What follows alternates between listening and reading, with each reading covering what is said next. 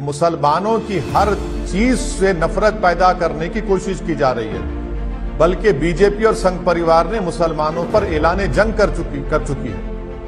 आप बगैर किसी को नोटिस दिए किसी का डेमोलिशन नहीं कर सकते। आप ये Delhi municipal corporation act 1957 section 343 कहता है। चाहे वो असद की दुकान हो या हमारे गुप्ता साहब की दुकान हो, आप कौन होते तय करने वाले? क्या अप्रैल 20 को बीजेपी दिल्ली के चीफ ने लेटर नहीं लिखा कि ये पत्थरबाज हैं, इन लोगों ने इस तरह का काम किया है, इनके कारोबार को, इनकी दुकानों को, घरों को तोड़ दिया जाए? वो लेटर लिखा उन्होंने। यूनियन गवर्नमेंट की ministry of housing and urban affairs की रिपोर्ट आपके सामने रख रहा हूं कि उन्होंने कहा 2019 में कि दिल्ली में 1797 अनऑथराइज्ड कॉलोनीज है। मैं चैलेंज कर रहा हूं जनाब अमित शाह को और वो कंसर्न मिनिस्टर को कि क्या वो सैनिक फार्म्स को, छतरपुर एनक्लेव को और आपके वसंत कुंज एनक्लेव को तोड़ेंगे?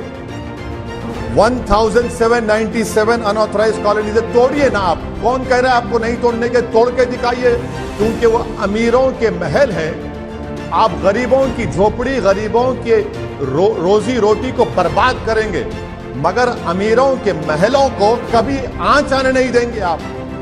और नफरत इतनी भर दी गई थी कि जो दुकान दिखी वो मुसलमान की तोड़ो उसको। तो उन्होंने ना मुसलमान में फर्क किया ना गुप्ता साहब ने किया। अब गुप्ता साहब सुप्रीम कोर्ट गए, बताना पड़ेगा मोदी सरकार को सुप्रीम कोर्ट में गुप्ता साहब को और जितने वहां पर गरीबों की दुकानों को आपने तोड़ दिया, ज्यादातर मुसलमानों की थी, आपने क्या नोटिस दिया उनको? क्या बीजेपी और देश के प्रधानमंत्री के दिल में एक इंसानियत का दिल नहीं है कि एक मासूम बच्चा, उसकी दुकान तोड़ी गई, उसकी बाप की तो 54-58 को चुन रहा है, टेट्रा पैक जो फ्रूट की जूस है उसको चुन रहा है। एक औरत पुकार कर कह रही है कि भैया मेरे बच्चों की पढ़ाई इससे होती है। एक घर है जिसका स्टेयरकेस आपने तोड़ दिया, ऊपर 8 लोग घर में बैठे हैं। ये आपकी इंसानियत है, ये आपकी गरीबों से मोहब्बत है। जहां पर मंदिर के सामने इलीगल एंक्रोचमेंट था तो मंदिर के जिम्मेदारों को कहा गया कि बुलडोजर नहीं आएगा, आप निकाल दीजिए। और मस्जिद के सामने था तो आपने बुलडोजर लगाकर तोड़ दिया, जिसका आपने अभी जिक्र किया। हम वहां पर गए थे उस मस्जिद में, वहां पर एक खबर थी, खबर को आपने डिमोलिश कर दिया। खबर के सामने एक मंदिर थी, माशाल्लाह से आज भी इंटैक्ट है वो। इसीलिए तो मैं कह रहा हूं कि बीजेपी मुसलमानों पर एक जंग का ऐलान कर चुकी है और कलेक्टिव पनिशमेंट देना चाहती है मुसलमानों को।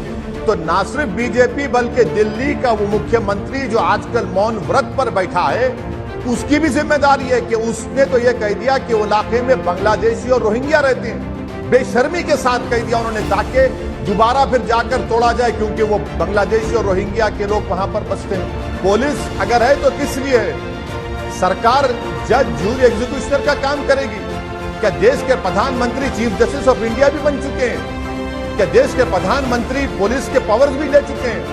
और देश के प्रधानमंत्री कहेंगे कि असदुद्दीन ओवैसी देश के लिए खतरा है, उसको गोली मार दो, तो क्या गोली मार देंगे? तो फिर देश रूल ऑफ लॉ नहीं चलेगा ना मैडम, फिर तो अनार्की चलेगी।